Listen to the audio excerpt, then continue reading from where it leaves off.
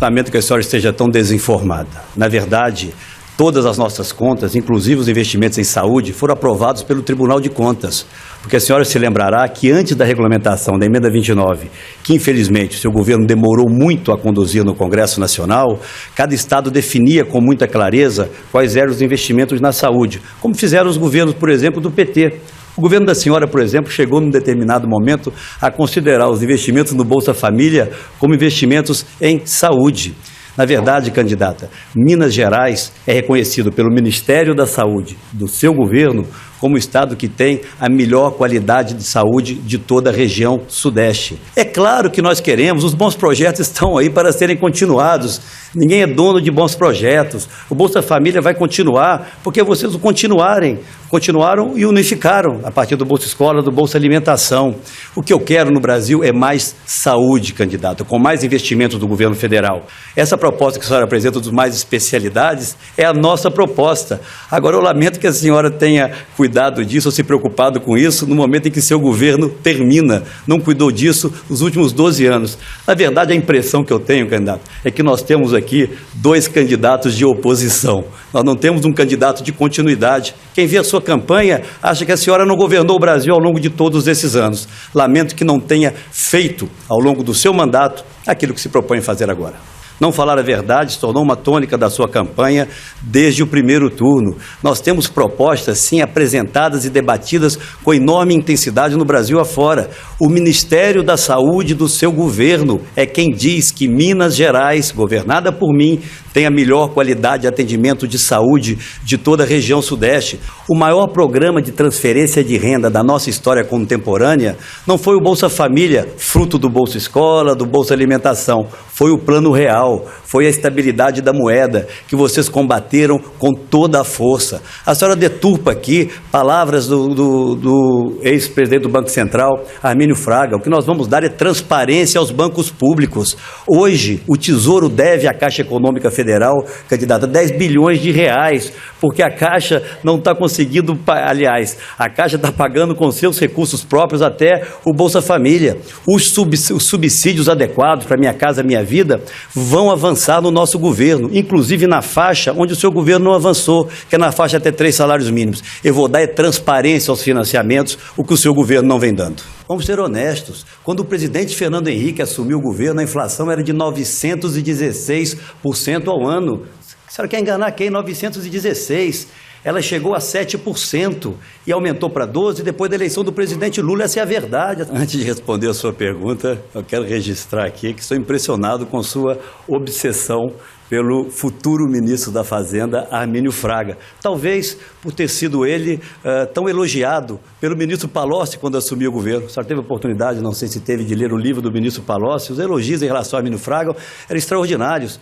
O presidente Lula, quando assumiu o governo, pediu que Armínio Fraga ficasse mais um tempo no Banco Central. Vamos falar de um Brasil que pode crescer muito mais do que está crescendo. Não é razoável, não é adequado que nós sejamos o lanterna no crescimento ao lado da Venezuela esse ano na nossa região. Nós vamos crescer nada esse ano. O reajuste real do salário mínimo, que de 2016, por exemplo, já está estabelecido, porque é o crescimento do PIB esse ano. É nada. Não queira nos igualar, candidato. O que acontece na Petrobras é algo extremamente grave, que jamais ocorreu nessa República. E a senhora não respondeu a minha pergunta. Aqui está na minha frente a ata em que o diretor Paulo Roberto renuncia. Ao contrário do que a senhora disse na sua propaganda eleitoral e em outros debates, ele não foi demitido. Essa é a ata da Petrobras. E no final é dito o seguinte: agradecemos o senhor Paulo Roberto pelos relevantes serviços prestados à companhia. Eu quero saber, e os brasileiros querem, quais foram esses relevantes serviços. Foi a sua relação com o tesoureiro do partido, onde, segundo ele, 2 dos 3% desviados iam para o partido? Não, candidato, é preciso muito mais do que um conjunto de boas intenções em final de governo para o resgate da credibilidade da vida pública. Eu fiz milhares de obras no meu governo, milhares, todas elas atestadas como obras corretas, para beneficiar as pessoas. Essa obra de Cláudia, que a senhora insiste em repetir, inclusive de forma também leviana na sua propaganda eleitoral, tanto que o TSE a retirou do ar, Foi uma obra feita numa área desapropriada em desfavor de um tio-avô meu para beneficiar uma região próspera, onde estão mais de 150 indústrias. Na refinaria Abreu e Lima, quando a senhora era presidente do Conselho de Administração da Petrobras, não fuja dessa responsabilidade, foi feito sobrepreço para pagar propina para partidos políticos que apoiam, propinas para o seu partido político. Não pode, candidata, fazer uma campanha com tantas inverdades. É mentira atrás de mentira. A sua propaganda é só mentira. A senhora mente aos brasileiros para ficar no governo. Não pode ser esse vale tudo, em que a senhora transformou a campanha eleitoral, como a senhora dizia, numa campanha faz-se o diabo. Não é verdade, candidata. Eleve o nível desse debate. Os brasileiros estão aqui para saber o que nós vamos fazer para o nosso futuro. Bolsa Família é um avanço, vai ser continuado no nosso governo, vai ser aprimorado com o programa Família Brasileira que eu já apresentei.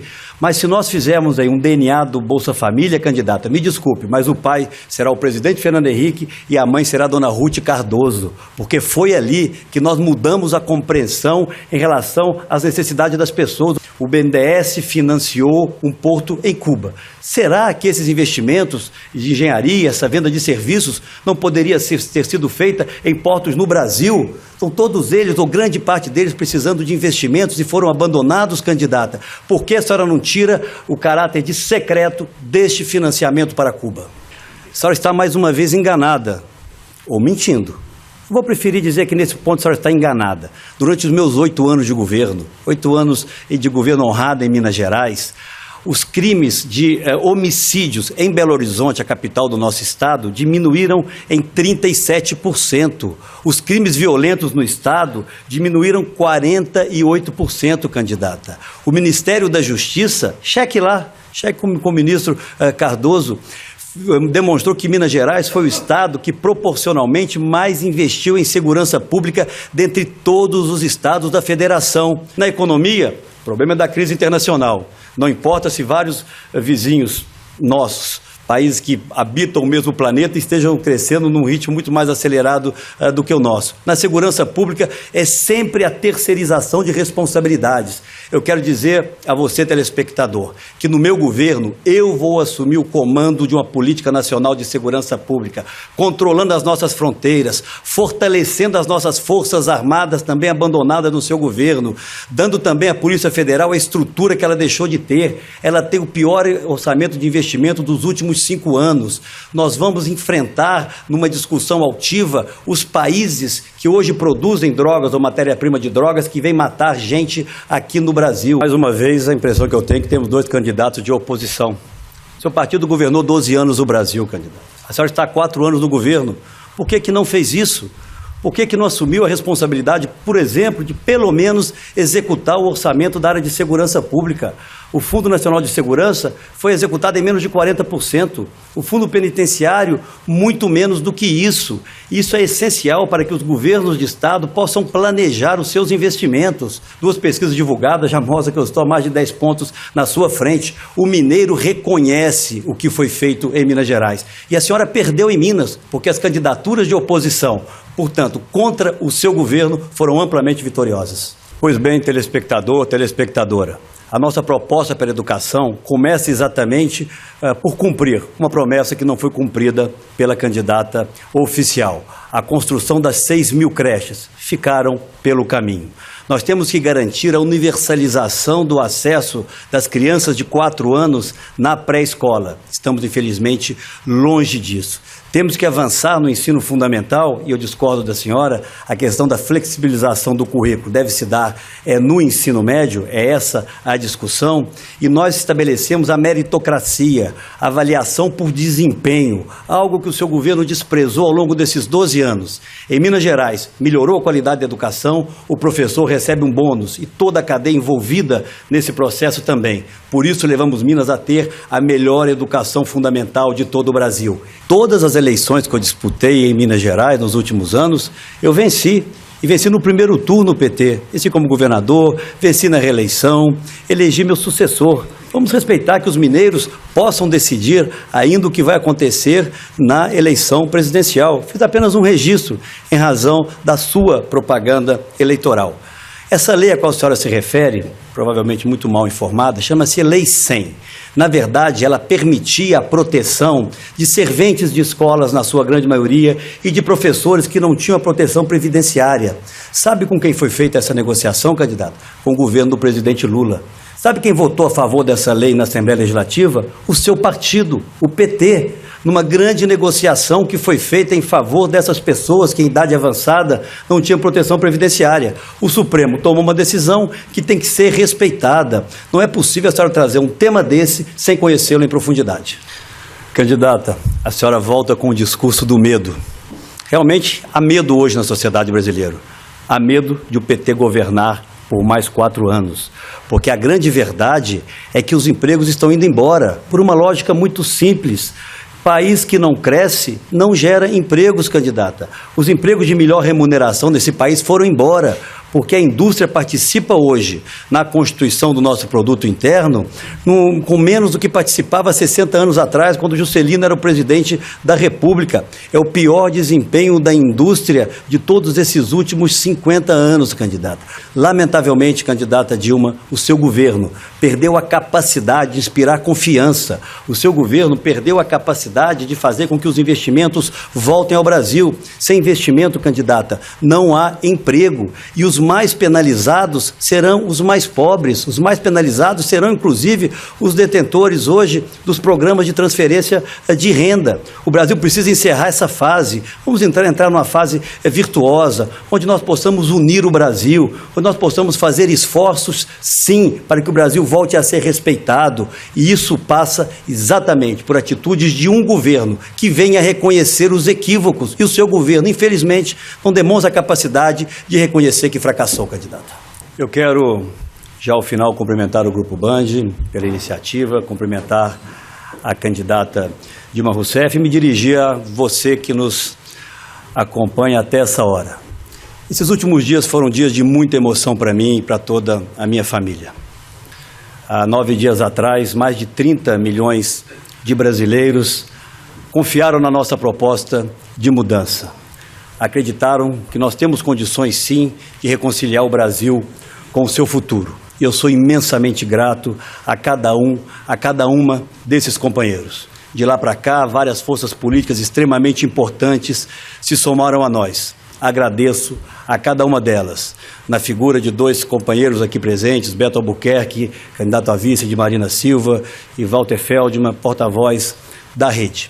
Mas quero agradecer a esse apoio que veio recebendo em todo o Brasil, através de 2 mulheres, 2 brasileiras, que honram e orgulham o Brasil. A você, Renata Campos, eu quero agradecer a singeleza, a forma extremamente leve e corajosa com que manifestou apoio à nossa candidatura. E a você, Marina, tenho absoluta certeza de que eu saberei, a cada dia dos próximos 4 anos, se vier a ser o presidente da República, honrar cada um dos compromissos que juntos assumimos. Eu me preparei para dar aos brasileiros um governo honrado, um governo eficiente, que avance na qualidade da saúde pública, que enfrente com coragem o drama da criminalidade, que melhore a nossa qualidade de educação. Eu não permitirei que esse país seja dividido entre nós e eles. Eu quero fazer o governo da convergência, o governo da solidariedade, da generosidade. É possível, sim, nós temos um governo que permita que você viva melhor, que dê novas oportunidades para os seus filhos, que respeite a obra de outros governos. É para isso que eu me preparei e vou assumir a presidência da República para honrar cada apoio e cada voto que vier a receber. A mudança é Aécio.